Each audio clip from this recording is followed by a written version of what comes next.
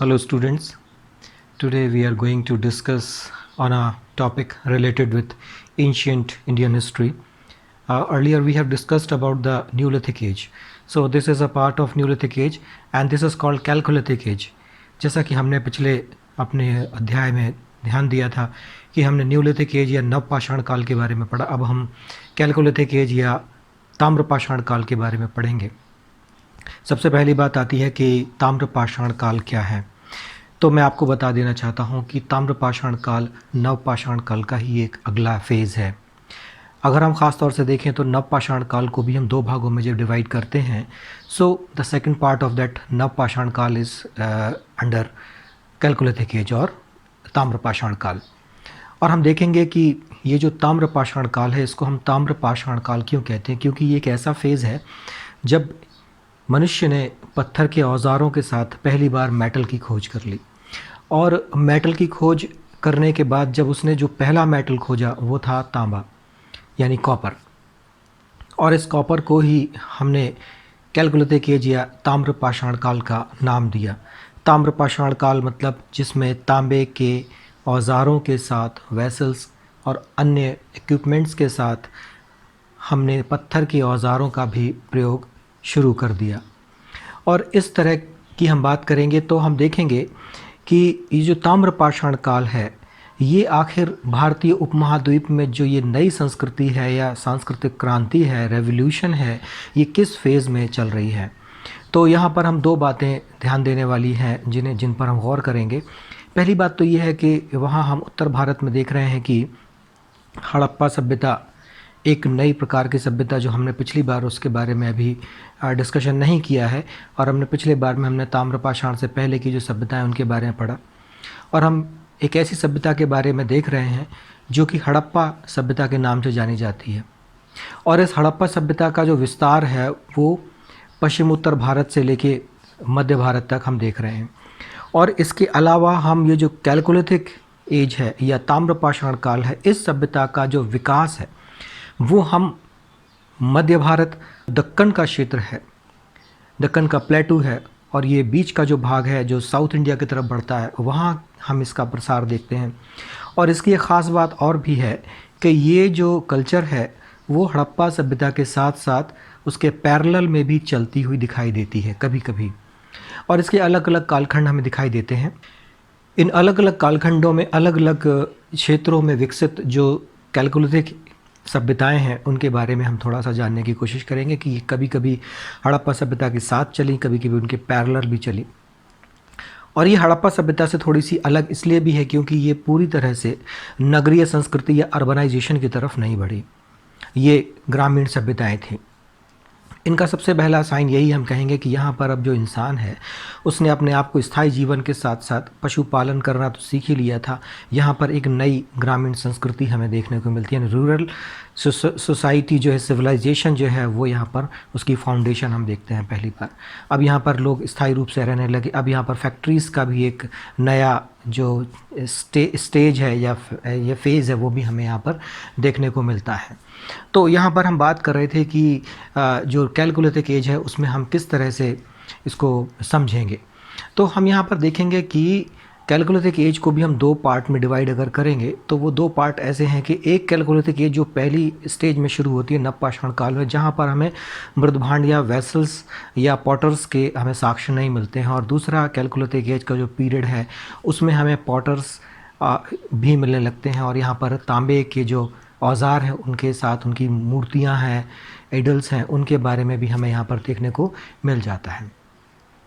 अब हम यहाँ पर देखेंगे कि एक तरफ उत्तर भारत की जो सिंधु और उसकी सहायक नदियों के बीच में एक नई संस्कृति पनप रही है, और उसके साथ साथ हम देखेंगे कि मध्य भारत में और दक्कन में एक अलग संस्कृति पनप रही है, जो अन्य नदियाँ जो मध्य भारत की हैं उनकी वैलीज़ में भी पनप रही है। और इस तरह से हम दोनों के साथ साथ एक जो बीच में कोऑर्डिनेशन है या कॉम्बिनेशन है वो कैसा है, और उनके बीच में कोई अगर रिलेशन है तो वो भी हम देखने की कोशिश करेंगे यहाँ पर। अब यहाँ पर बात आती है कि तांबे के साथ साथ कोई और भी धातु क्या यहाँ पर खोजी गई। तो जी हाँ, बिल्कुल, तांबा जो है वो पहली धातु है, लेकिन इसके साथ साथ एक और मेटल हमें देखने को मिलता है, वो है कांसा। एक्चुअल में तांबा और टिन मिला के कांसा जिसे ब्रॉन्ज कहते हैं वो भी बनता है। तो यहाँ पर तांबा और कांसे के भी कुछ हमें औजार देखने को मिल जाते हैं। आज हम डिस्कशन करेंगे इन संस्कृतियों के बारे में और ये संस्कृतियाँ कहाँ कहाँ हैं और उनका क्या टाइम पीरियड है, उस पर हम डिस्कशन शुरू करते हैं। तो सबसे पहले हम बात करेंगे उन संस्कृतियों के बारे में जो कहाँ कहाँ पर फैल रही हैं। तो सबसे पहली संस्कृति हम देखेंगे वो है आहड़ संस्कृति, आहड़ कल्चर। इस आहड़ संस्कृति या आहड़ कल्चर सिविलाइजेशन का जो टाइम पीरियड है वो है 2800 BC से 1500 BC के बीच में। और ये जो आहड़ संस्कृति या कल्चर है, ये हम देखेंगे कि बनास जो रिवर है उसकी जो वैली है उसके किनारे किनारे ये संस्कृति हमें पाई जाती है। और इसका जो एरिया है वो दक्षिण पूर्वी राजस्थान है, यानी साउथ ईस्टर्न राजस्थान। और यहाँ पर ये विकसित हुई। और यहाँ पर हम एक चीज़ और देखेंगे कि इसका जो सेंटर पॉइंट या इसका जो मेन मेट्रो सिटी है इस समय की वो गिलुंद थी। और यहाँ पर जो स्पेसिफिक इसकी जो पहचान है वो की जाती है, यहाँ पर ब्लैक एंड रेड पॉटर्स यहाँ पर देखने को मिलते हैं जिन पर सफ़ेद रंग की लाइंस या धारियाँ बनाकर उन्हें डेकोरेट किया जाता था। तो पहली बात हमने यहाँ पर ये देखी कि जो आहड़ संस्कृति है या जो बनास संस्कृति भी इसे कहते हैं क्योंकि बनास नदी के किनारे ये बनी हुई पाई जाती है। इसके साथ साथ हम एक बात और देखेंगे कि ये जो आहड़ या गिलुंद नाम की जो जगह है वहाँ पर एक फलक इंडस्ट्री देखने को मिलती है। फलक इंडस्ट्री का मतलब होता है बोर्ड या पैनल होते हैं या शीट्स होती हैं, उनको फलक कहते हैं। और यहाँ पर एक ऐसी इंडस्ट्री देखने को मिलती है जहाँ पर पत्थर के ये फलक उद्योग हमें पहली बार देखने को मिल रहा है। यहाँ पर हम एक चीज़ और देखते हैं कि ये जो एरिया है आहड़, यहाँ पर हम देखेंगे कि इसका एक और नाम हमें मिलता है, वो मिलता है ताम्बवती। ताम्बवती यानी कि तांबे के मिलने वाली जगह, जहाँ पर तांबे की भरमार हो। तो ये दो नाम हमें यहाँ पर आहड़ के या गिलुंद के हमें यहाँ पर मिल जाते हैं। अब यहाँ पर हम एक चीज़ और देखते हैं कि यहाँ पहली बार हमने इस संस्कृति में बहुत सारी नई चीज़ें देखी, जैसे कि पशुपालन का एक विस्तृत और जो डेवलप्ड स्टेज है वो भी हमें यहाँ कर देखने को मिलता है। और इसके साथ साथ हम देखते हैं कि यहाँ पर जो घर हैं वो कच्ची मिट्टी या ईंटों के बने हुए मिलते हैं। तो ये जो आहड़ संस्कृति है ये बनास संस्कृति या गिलुंद संस्कृति के नाम से जानी जाती है, ताम्बवती भी कहते हैं। तो कभी कभी प्रश्न यहाँ से हमसे बनाया जाता है, तो आप इसको अच्छी तरह से देख सकते हैं कि ये कौन सी संस्कृति है और दक्षिण पूर्वी राजस्थान में ये मिलती है।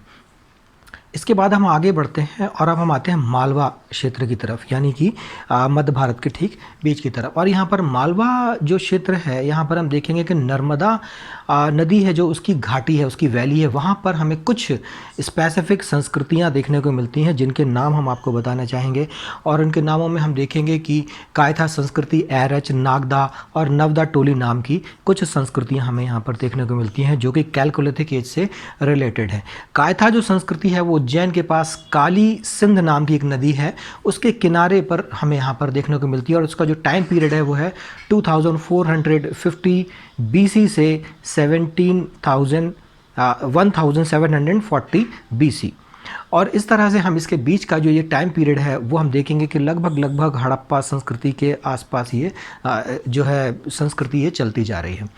अब यहाँ पर हम एक चीज़ और देखेंगे कि ये जो संस्कृति है कायथा संस्कृति ये तांबे के लिए बहुत ज़्यादा फेमस रही है, रिनोन्ड रही है। और यहाँ पर हमें तांबे की बहुत सारी कुल्हाड़ियाँ मिली हैं और इसके अलावा यहाँ पर हमें तांबे के ही बैंगल्स यानी कंगन भी मिल जाते हैं।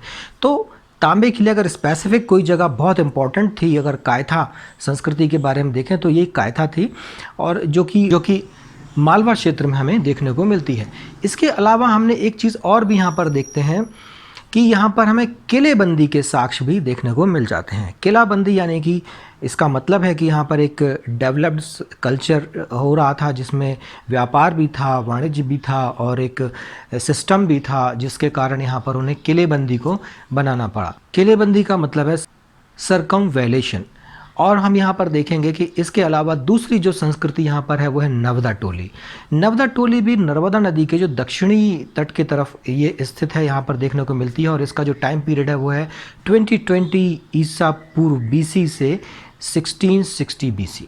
और इसके बाद हम आगे बढ़ेंगे इसी में कि यहाँ पर जो वेसल्स या पॉटर्स मिले हैं वो काले और लाल रंग के जो पॉटर्स हैं वो मिले हैं, और इन पर भी कई चित्रकारियाँ हमें देखने को मिलती हैं।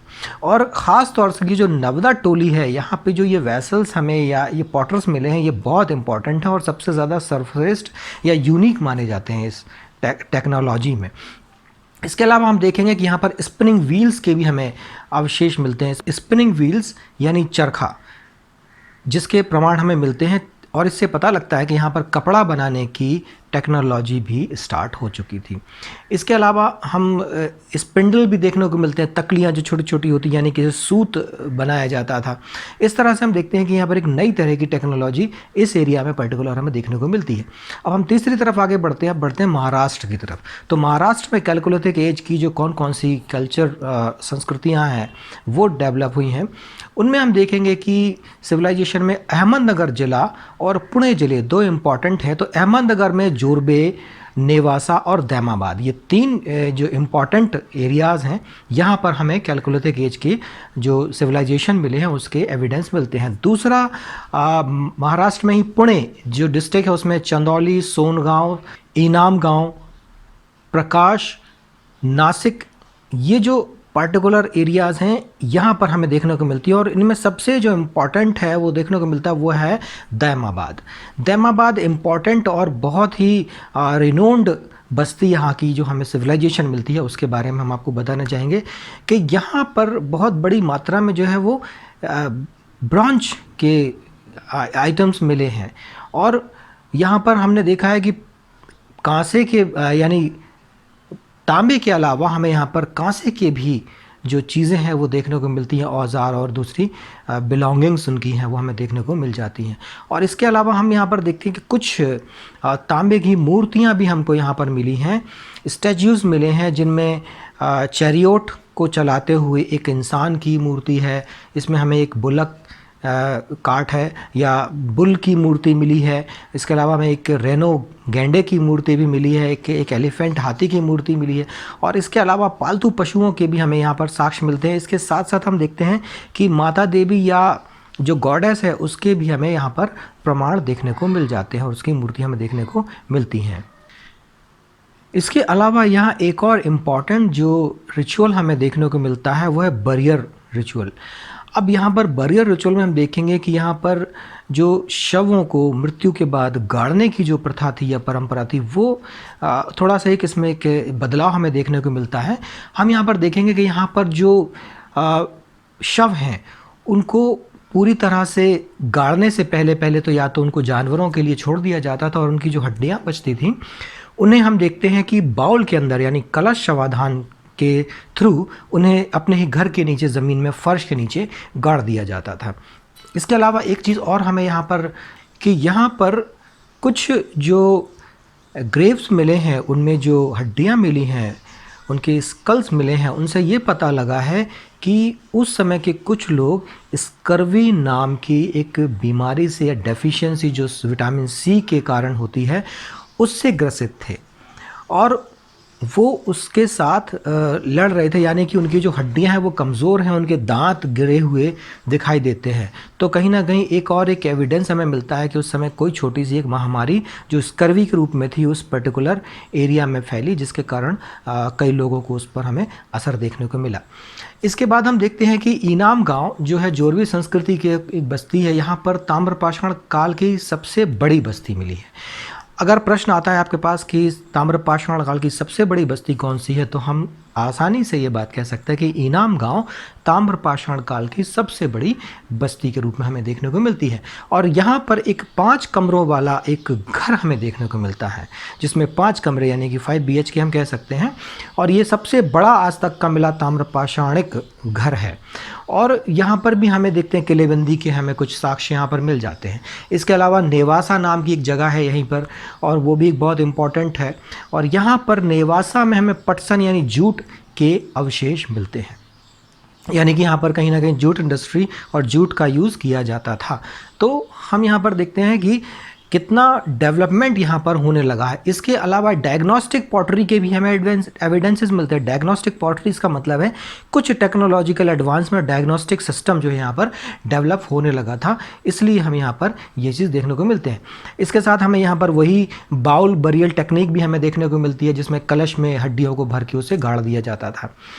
अब हम आगे बढ़ते हैं दक्षिण भारत की तरफ, कि दक्षिण भारत में भी अब कुछ हमें एविडेंसेस मिले हैं इस संस्कृति के, इस सिविलाइजेशन के, तो वो भी हम देख लेते हैं। तो देखेंगे कि ये जो एविडेंसेस मिले हैं वो सांकेतिक रूप में, सिंबॉलिक रूप में मिले हैं। पूरी तरह से इनको अभी हमने एक्सप्लोर नहीं किया है।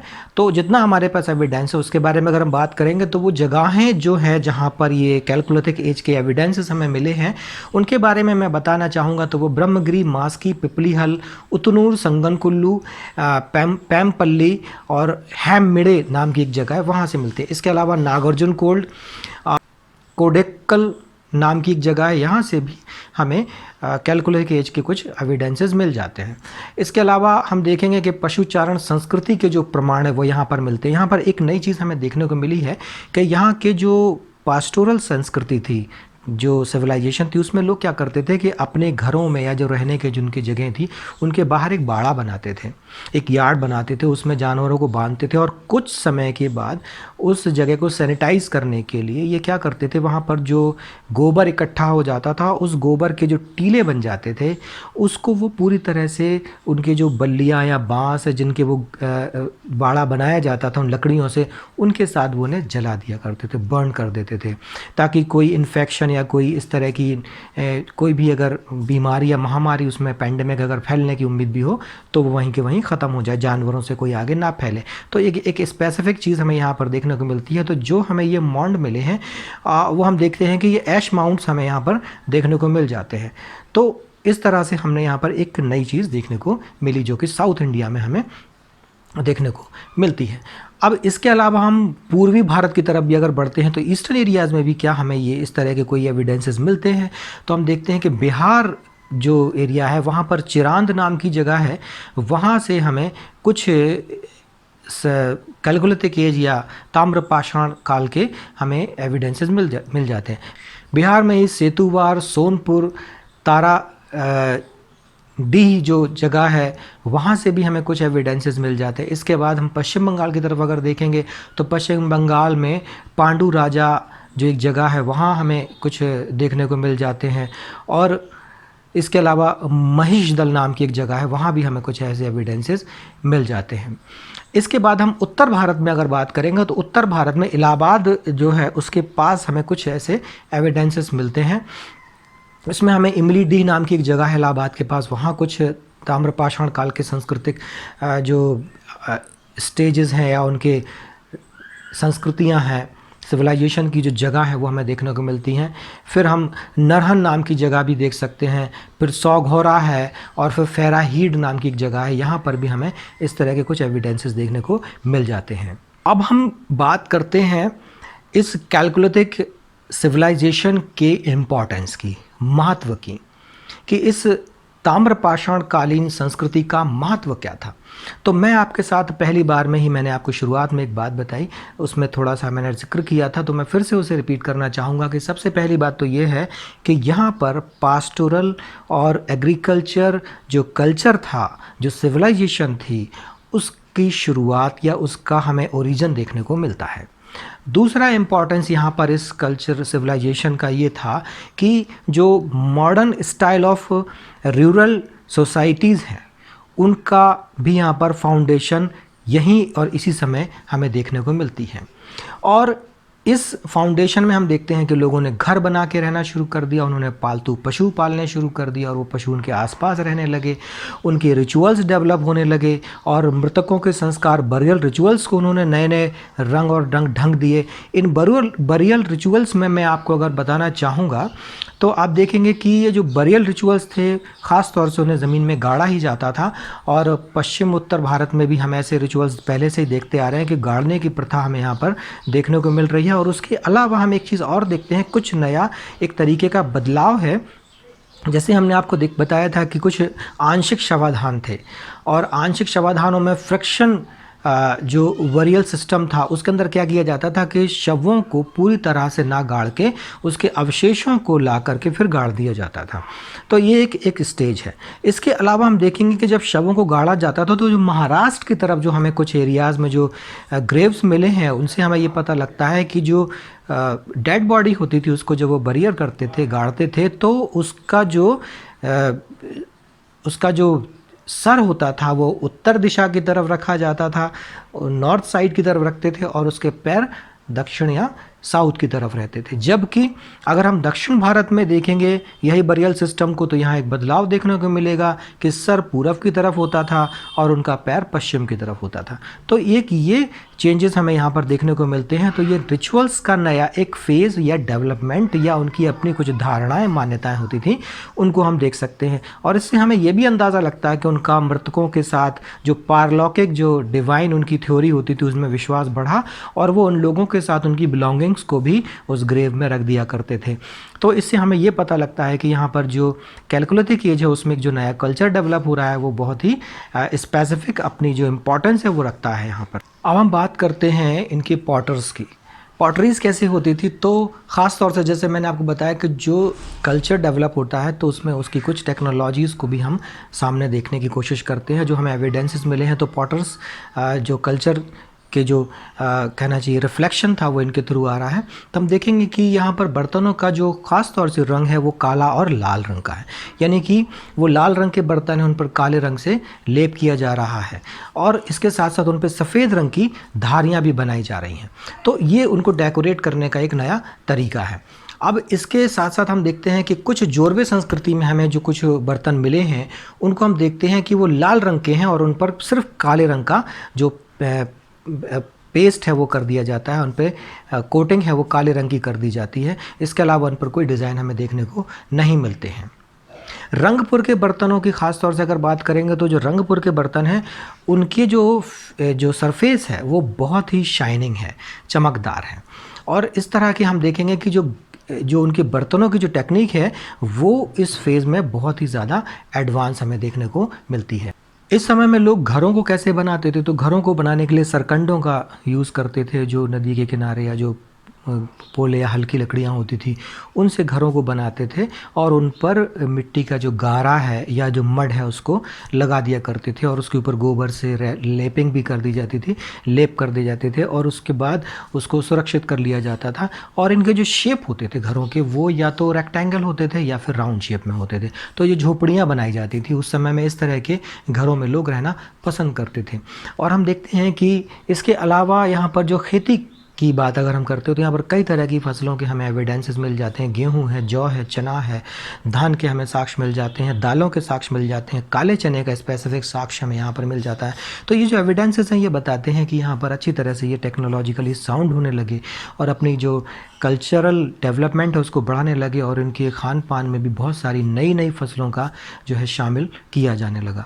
तो ये डेवलप्ड कल्चर हमें यहाँ पर देखने को मिल रहा है। इसके अलावा हम बात करेंगे धार्मिक कर्मकांडों या रिचुअल्स की, तो हम देखते हैं कि यहाँ पर पूजा करना और इस तरह के रिचुअल्स हमें देखने को यहाँ पर मिल जाते हैं। और यहाँ पर हमें जो स्पेसिफिक हमने आपको बताया कि वृषभ पूजा या ऑक्स की मूर्ति हमें मिली है तांबे की, तो उससे पता लगता है कि ये वृषभ की पूजा करते रहे हैं।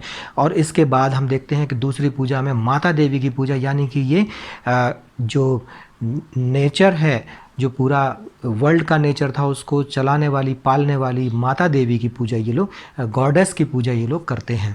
और इसके अलावा हम देखते हैं कि यहाँ पर फायर पिट्स के भी हमें प्रमाण देखने को मिल जाते हैं। और इस तरह की जो प्रथा है वो जो प्रचलित थी, prevailed in that particular society की, यहाँ पर जो आहूतियाँ दी जाती हैं, सेक्रीफाइस दी जाती थी, उसके भी हमें प्रमाण इन फायर पिट्स के होने से हमें मिल जाते हैं। तो इसका मतलब रिचुअल्स भी यहाँ पर अब नए नए तरीके से यहाँ पर डेवलप होने लगे थे। इसके अलावा हम देखेंगे कि यहाँ पर जो भट्टियाँ हैं गर्म करने वाली, पकाने वाली, वो भी हमें देखने को मिल जाती हैं। फ्यूरेंस के कारण ये हमें पता लगता है कि यहाँ पर ईंटों को भी पकाया जाने लगा, या जो धातुएं हैं उनको गलाने के लिए उनका टेम्परेचर इतना ज़्यादा रखा जाता हो कि ताकि वो जो मेटल्स हैं वो मेल्ट किए जा सकें और उनसे जो उनको नया आकार दिया जा सके, उसको मोल्ड किया जा सके। तो इस तरह से हम देखते हैं कि ये जो टेक्निकल एडवांसमेंट है वो यहाँ देखने को मिलता है। अच्छा, एक चीज़ मैं आपको बता दूँ, जोरबे में हमें बहुत रेयर स्टेज पे गोल्ड के कुछ हमें ऑर्नामेंट्स या हमें स्पेसिफिकली सोने के बहुत रेयर आभूषण, जेवरात या ज्वेलरीज हमें यहाँ पर देखने को बहुत बड़ी मात्रा में नहीं मिलते हैं, बहुत छोटी मात्रा में यहाँ पर देखने को मिलते हैं।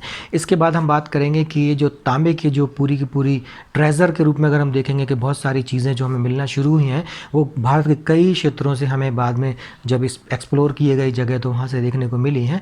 लेकिन जो सबसे बड़ी ताम्र निधि या जो एक्सप्लोर करने के बाद सबसे बड़ा जो एक झुंड उनका पूरा का पूरा स्टोर मिला है तांबे का, जिसमें बहुत बड़ी मात्रा में हमें ये सारे पॉटर्स औज़ार और उनके मूर्तियाँ मिली हैं, वो हमें मिली हैं मध्य प्रदेश के घुंगेरिया नाम की जगह से।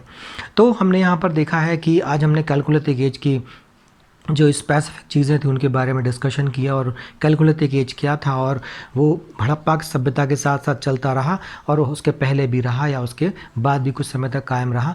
तो मैं आपको सिर्फ इतना बताना चाहता था कि ये जो कैलकुलेटिव एज है ये भी नवपाषाण काल के बाद एक अलग से एक सांस्कृतिक क्रम या सिविलाइजेशन चल रही थी जो हड़प्पा के पैरेलल में भी यहाँ पर हमें देखने को मिलती है, और कहीं ना कहीं इसका हड़प्पा से क्या संबंध है वो भी हमें देखने को बाद में मिलता है, और उसके बारे में हम डिस्कशन करेंगे कि कितना हद तक एक दूसरे से जुड़ी रह सकती हैं।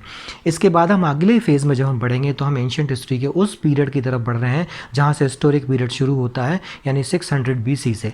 और हम देखते हैं कि यहाँ इस कैलकुलेटिव एज के बाद जब दूसरे मेटल्स खोजे जाने लगे तो एक और रेवोल्यूशनरी मेटल जो हमें मिला यहाँ पर वो मिला आयरन, और इस आयरन के खोज के बाद से रेवोल्यूशन आ गया और बड़े बड़े साम्राज्य बनना शुरू हुए, और इसी तरह से हमने मगध का पहला साम्राज्य जो बड़ा साम्राज्य हमारे पूरे भारतीय उपमहाद्वीप में देखने को मिलता है वो यहाँ से शुरुआत होती। तो उसके बारे में हम डिस्कशन करेंगे अगले अपने टॉपिक के अंदर।